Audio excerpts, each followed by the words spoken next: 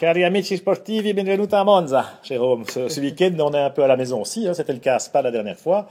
On sait que D'Ambrosio, c'est un petit côté italien quand même. Et puis Monza, on parlait de Spa comme des traditions, comme de l'origine de la course, hein, circuit des années 20. Monza aussi.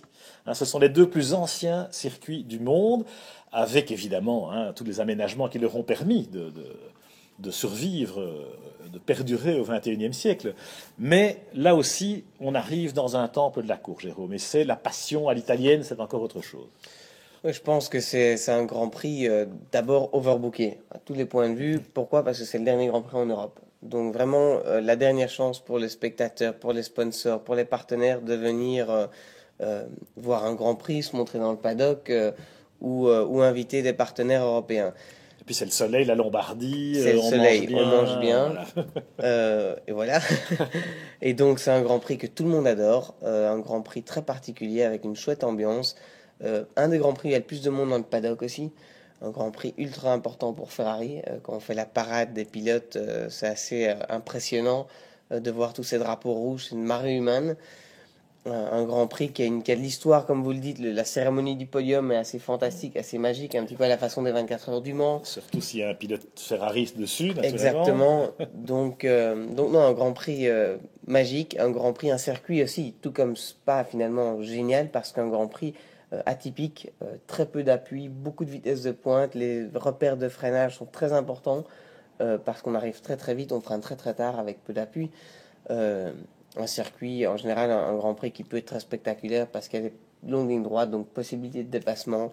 Grand Prix qui est pas facile pour le pilote au niveau de la concentration, au niveau de la condition physique, forcément, c'est plus facile que Singapour ou que la Hongrie parce qu'il y a de longues lignes droites, mais au niveau de la concentration, il faut vraiment être très précis et donc chouette Grand Prix. Mais c'est mentalement, c'est la concentration. Jérôme, on est à 300 cette année-ci avec les moteurs turbo. Je pense qu'on va faire 350 à l'heure, peut-être un peu plus. Ça fait 100 mètres par seconde. Je ne sais pas si les gens conçoivent ce que ça représente. Alors 100 mètres par seconde, il ne faut pas éternuer au freinage. Comment est-ce qu'on... Surtout Ah, voilà. que parfois on nous dit de freiner 3, 4, 5 mètres plus tard. Donc c'est vraiment...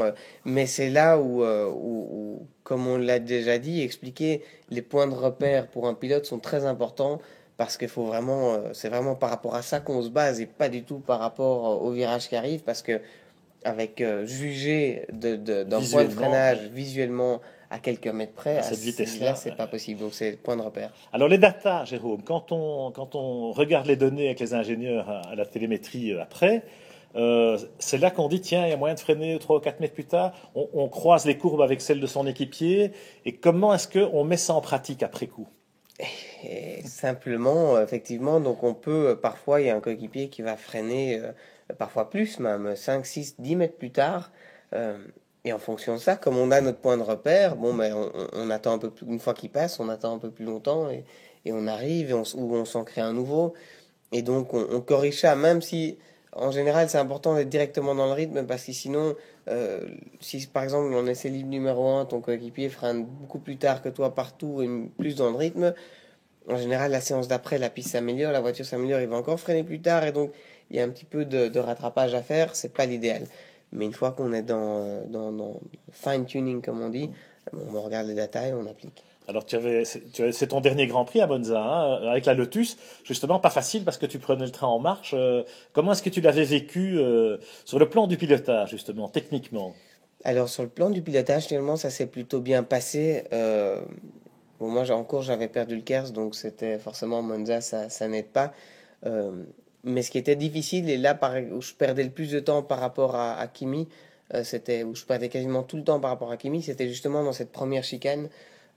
Pourquoi? C'était sur la phase d'entrée, la phase de freinage, le réglage de la voiture sur ces phases d'entrée-là sont très compliquées parce que il y a le KERS, la récupération d'énergie, la répartition de frein. Cette année-ci, ça n'aide, ça limite encore pire. Donc c'est vraiment allier le technique, les points de repère et tout ça pour vraiment pouvoir être rapide dans ces virages lents parce que c'est là qu'on fait le temps.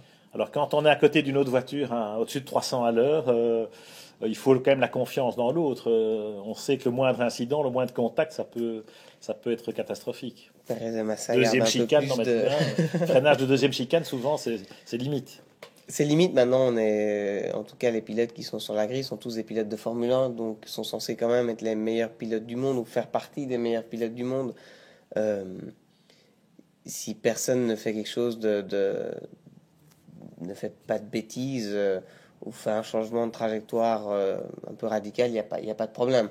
Maintenant, on a vu plusieurs fois cette saison, il y a des accidents et Monza c'est très rapide, donc il faut essayer de les éviter. C'est sûr.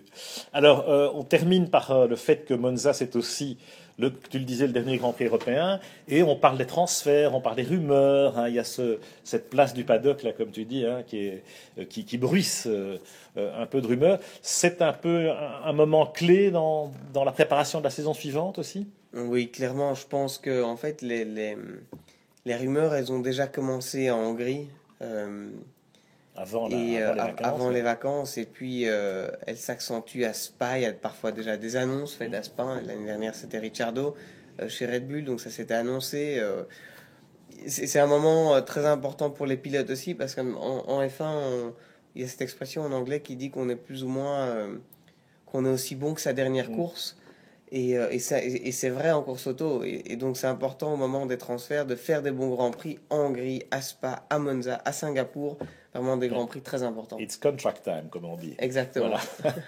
Eh bien, allons-y à Monza ce week-end à 300 et plus kilomètres heure. Rendez-vous la semaine prochaine pour le débriefing sur F1 ITV.